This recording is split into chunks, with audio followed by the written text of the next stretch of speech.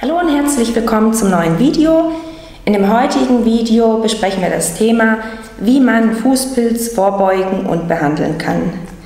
Wie ihr seht, liegt hier ein Fußpilz vor. Zwischen der 4. und 5. Zehe sieht man das ganz gut. Ich zeige euch das nachher auch nochmal von der anderen Seite. Ich zeige euch die Fußsohle. Und zwar ist die Haut in diesem Bereich rot, es juckt und es schuppt, also es bilden sich Bläschen.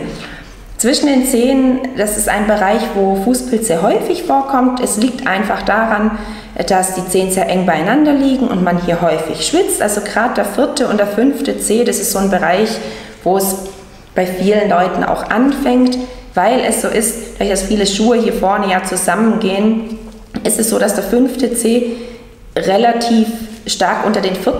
gedrückt wird und dann ist natürlich hier die meiste oder die größte Engstellung von allen Zehen.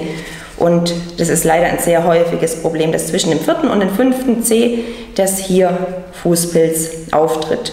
Ich zeige euch das Ganze jetzt nochmal von der anderen Seite, von der Fußsohle, und dann beginnen wir auch schon mit den Tipps, wie ihr den Fußpilz vorbeugen und auch behandeln könnt.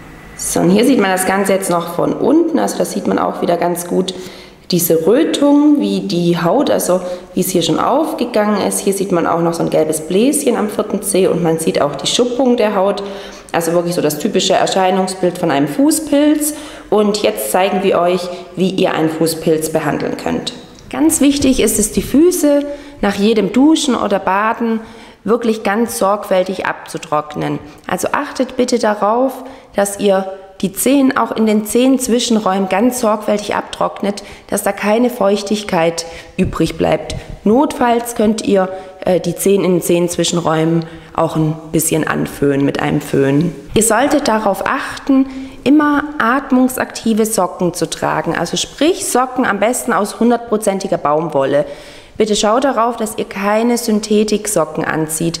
In Synthetiksocken oder Strümpfen ist es so, dass die Haut einfach nicht atmen kann und die Feuchtigkeit auch nicht entweicht. Also sprich, falls ihr schwitzt, bleibt auch die Feuchtigkeit einfach die ganze Zeit an der Haut dran und Pilze fühlen sich im feuchtwarmen Milieu wohl und somit besteht einfach die Gefahr, dass der Fußpilz nicht so gut bekämpft werden kann. Bitte achtet auch darauf, dass ihr sowohl das Handtuch als auch eure Strümpfe wirklich jeden Tag wechselt und sie bei mindestens 60 Grad wascht.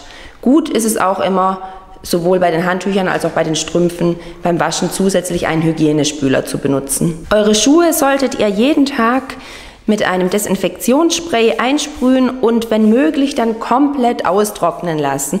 Also am besten ist wirklich, ihr wechselt jeden Tag die Schuhe. Also die Schuhe, die wir jetzt eingesprüht haben, sollten wirklich einen kompletten Tag austrocknen, so dass ihr praktisch am nächsten Tag andere Schuhe anzieht. Und dann solltet ihr auch natürlich noch den Fußpilz behandeln. Dazu gibt es verschiedene frei verkäufliche Mittel, die kann man lokal auftragen. Ihr solltet wirklich den ganzen Fuß am besten eincremen, also jetzt hier, habe ich euch vorher gezeigt, ist ja nur ein Zehenzwischenbereich betroffen, aber ihr solltet wirklich auch vorbeugend den ganzen Fuß, also alle Zehenzwischenbereiche und den ganzen Fuß eincremen. Das bitte regelmäßig machen, solange bis man keine Anzeichen vom Fußpilz mehr sieht und bitte darauf achten, egal wo ihr seid, ob zu Hause oder in öffentlichen Bädern, in der Sauna, bitte immer Schuhe anziehen, also Badelatschen, Badesandalen anziehen, damit einfach die Ansteckungsgefahr für andere minimiert wird. Ich hoffe, wir konnten euch mit den Tipps jetzt ein bisschen helfen. Falls ihr Fragen habt, könnt ihr sie gerne in die Kommentare schreiben und dann bedanke ich mich fürs Zusehen. Bis zum nächsten Mal. Tschüss!